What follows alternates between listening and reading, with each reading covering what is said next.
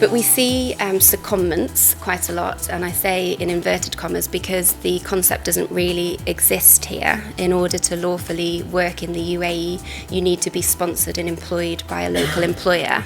So, of course, under a traditional secondment arrangement, the individual would remain employed by their home employer and just assigned to work temporarily for the other employer, but there would be no employment relationship with that host employer. Here, because of the immigration arrangements, if an individual will stay employed by their home employer, they'll have two contractual arrangements. They'll remain employed by their substantive employer, and they'll also have an employment relationship with the host employer. So they'll have dual employment rights, and that needs to be dealt with as far as you can by way of additional contractual documents.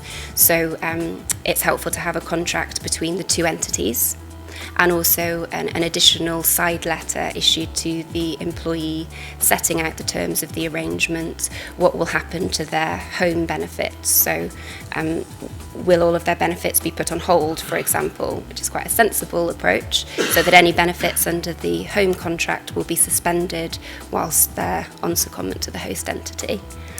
And we also see dual contract arrangements a little bit, and I've been seeing more of them recently, where an individual is recruited to work both for the UAE and the Saudi entity, for example, and will split their time between the two entities.